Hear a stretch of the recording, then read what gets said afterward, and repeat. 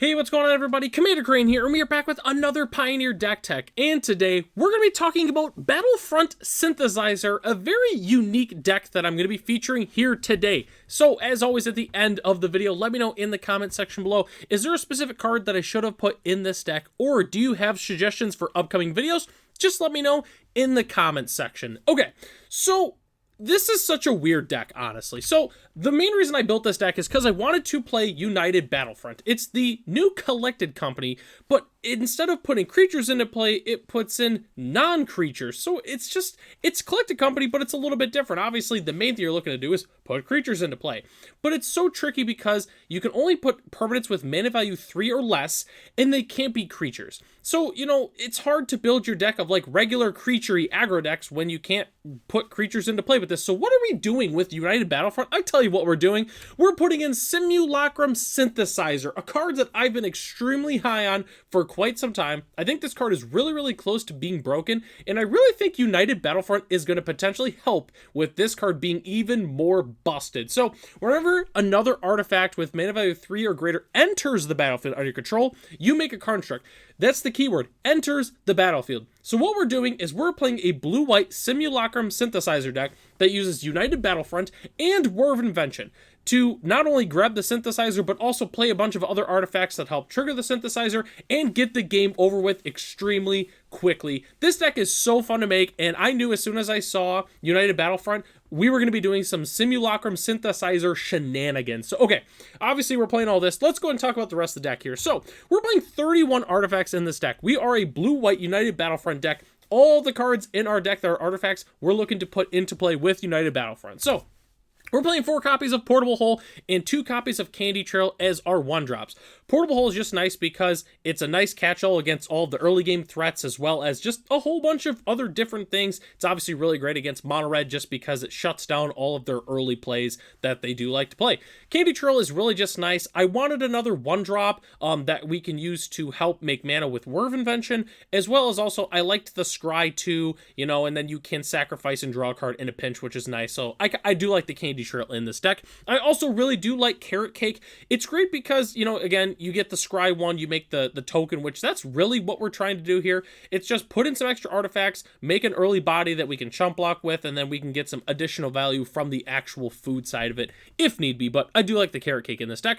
We're also playing 1 copy of Sorceress Spyglass, so we'll kind of talk about this later in the sideboard, but I had room for 1 more artifact, and I decided to just put in a 1 of Sorceress Spyglass. It's really just a 1 of target for the War of Invention, and again, we'll talk about it in the sideboard. I have a lot of 1-ofs in the sideboard that we can grab, but I don't know. It's just Sorceress Spyglass. You never know. It can shut down manlands, it can shut down planeswalkers, it can shut down really a whole bunch of different things, so that's why I decided to play 1 of in the main board. We're also playing 4 Tinker's Tote. I love this because it triggers Simulacrum Synthesizer, but also gives us 2 1/1 artifact gnomes, which is really important. And again, it's nice against early aggression just because we can sacrifice it and gain some additional life if needed. We're also playing 4 copies of Cryptic Coat. I love this because in addition to Tinker's Tote, it's basically creatures, but without them technically being creatures, because obviously you get to cloak a card, and it's just good. Cryptic Coat is sweet. I think the card is really, really underrated in general in Pioneer, so really happy to finally feature that in a deck here. And then the last artifacts that we're looking to cheat into play is Assimilation Aegis and Perilous Snare. Basically just 2 Oblivion Rings, that's why we're playing it. I really do love the Perilous Snare in this deck just because it exiles any non-land permanent. All the different artifacts that, you can do this with are really situational, or you can only hit creatures. So I like the fact that Perilous Snare does have that option to hit everything. The Start Your Engines thing, it's not going to happen very often in terms of getting to max speed, but I guess it's technically possible. I don't know. Something you don't have to really worry about, but I do like with Assimilation Aegis, some of our rabbit tokens or our gnome artifact tokens, there is a world where we do exile something really, really sweet, and then we can equip it and make it a copy of it. I don't know. Not something that's going to happen very often, but still cool nonetheless. Okay, so let's go and talk about the rest of the deck here, and guess what? It's just the lands. That's it. We're just playing a whole bunch of artifacts, United Battlefront, and War of Invention. That's the entire main board, except for the lands, which we're going to go over. It's a really straightforward mana base, though. We're playing 4 copies of Seachrome Coast, 4 copies of Hallowed Fountain, and 4 copies of Addercar Waste. One thing is with this deck is you want the triple blue, but sometimes you want, well, actually, most of the time, you really want early white mana, so we want to make sure that most of our lands do tap for blue and white mana. Very, very important. And that's why we're also playing 4 copies of Henge Binge Gate Pathway. That's 16 dual lands in this deck. We're also playing one copy of Otawara and one copy of Aganjo. And then rounding out our lands, one Hall of Storm Giants. I always, if I'm playing a blue deck in this format, I'm always playing one Hall. Hall is just fantastic. Like, it feels weird not putting Hall into my blue decks in Pioneer. I don't know. But we're also playing one Inventor Sphere. I do like this just because we do gain a little bit of extra life. And on top of that, you know, we do have the situational, you know, being able to grab an artifact is just fantastic. So I do like that. And then we're playing two basic islands in the deck. And as our spicy basic land of the day, I really love this cycle of lands from Tarkir Dragonstorm. It's like where the dragon is like casting the shadow above the different areas in Tarkir. I really do love this cycle, and the island I think is really cool. Honestly, I like the entire cycle. I'd say probably the forest is my favorite of the bunch, but I really do like the island from this. But yeah, anyways, enough about basic lands. Let's go and hop into the sideboard here. So again, as the disclaimer, my sideboard might look different than yours, and that's totally fine. This is just based off of what I personally run into on Arena, as well as what I typically play against in paper. If you build this deck and you want to go ahead and change up the sideboard, feel free to go ahead and do that. But let's go and hop into it. So we're playing a whole bunch of one of artifacts because we are playing War of Invention. We're playing one copy of Tormod's Script, one Duskrow's Reliquary, and one Pithing Needle as our main, you know, cheap early plays. One thing I like about Duskrow's Reliquary is obviously we can sacrifice an artifact. We have a ton of different artifacts in our deck. But if we were for it, we don't have to do the additional cost. It just enters and it, you know, exiles an artifact or a creature, which is nice. Tormod Script, you'd be surprised how many times like a whir for 0 for a Tormod Script. You'd be surprised how good that is, especially against decks like Greasefang. And then obviously Pithing Needle is just Pithing Needle. It's just a really good card. But we're also playing one copy of Grafdigger's Cage. Nice thing about this is it's creature cards in libraries can't enter the battlefield. We're not playing any creatures technically. We're just playing a whole bunch of artifacts, so it does not hurt us at all, which is nice. And then we're playing two copies of Unlicensed Source. It's just a fantastic card, and then the one copy of the Stone Brain, because you never know, like if we're playing against a combo deck or something, being able to tutor this up and then get rid of the best card in their deck and then they can't really, you know, function is pretty nice. So definitely a huge fan of the one of Stone Brain. We're also playing two copies of Damping Sphere because Damping Sphere is just a fantastic card in this metagame. And what's nice, again, with all of our artifacts, we can put them into play with United Battlefront, which is really cool. But we're also playing four copies of Metallic Rebuke. If you're playing a blue deck with artifacts, this card is basically a staple of the deck. I thought about putting it in the main, but I wanted to have as many targets as possible with United Battlefront. And then we're also playing two copies of Supreme Verdict.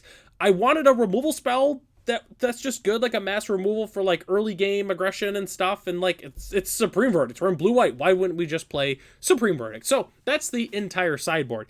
Next thing I want to talk about is the tips and strategy for this deck. I'll be honest with you, it's a pretty straightforward deck, so I've only got really two tips if you're looking to play this deck. And it's pretty simple. Number one is Synthesizer is the best card in the deck. It's not even close. The whole reason this deck works is because of Simulacrum Synthesizer. If you don't have this card in the deck, you're basically just playing a bunch of weird Oblivion Rings and you really have nothing else going on for the most part. That's why Simulacrum Synthesizer, it's a 4 of. We're playing United Battlefront. We're playing War of Invention. We want to make sure that this card is in play when we are doing our thing. The other thing I have to mention is trim your 4-ofs when you're looking to sideboard. When you're trying to put in all these different 1-of tutor targets and stuff like that, you know, maybe trim a Carrot Cake, maybe trim an Assimilation Aegis, you know, like whatever maybe is not relevant. Like the Sorcerer's Spyglass, if it's not that good, go ahead and sub that out. Just make sure you're not just trimming like, you know, obviously, if you're putting against control, you probably don't need Assimilation Aegis because there's no creatures. So maybe in that instance, you would cut all 4 copies, but just make sure you do a little bit of trimming just because of with War of Invention, it does give us a little bit of flexibility. And that's really it for the tips and tricks. The last thing we have to talk about is just the budget options for this deck, which I'll be honest with you, this is a rare situation here in terms of featuring a deck on the channel where I really don't have a lot of budget options for you. Really, all you can do is you can swap Synthesizer, but you really can't just because it is the core of the deck. The way to trim costs on this, you know, if you do happen to cut War of Invention, which I wouldn't recommend, you know, you can go to some check lands, the man lands, the Snarls. You can even play like the blue-white Prairie Stream Tango land. That's really all you can do. The current list as it's constructed right now is $335 US, but pretty much the entire cost is just in the Simulacrum Synthesizer. I was able to get the budget list down to 226. I trimmed some of the lands, I cut some of the other pricey-ish cards, but yeah, it's really just Simulacrum Synthesizer. The card's absolutely incredible. Who knows when it's going to get a reprint next because it was in the big score, so it's a fantastic card that was on a bonus sheet in one set. That's why the card is so pricey. Honestly, I'm surprised it's not even more pricier, but hey, the card is really, really good. And if you like United Battlefront and you're looking for a different, unique take on, I love like Collected Company, but maybe I want to try something different.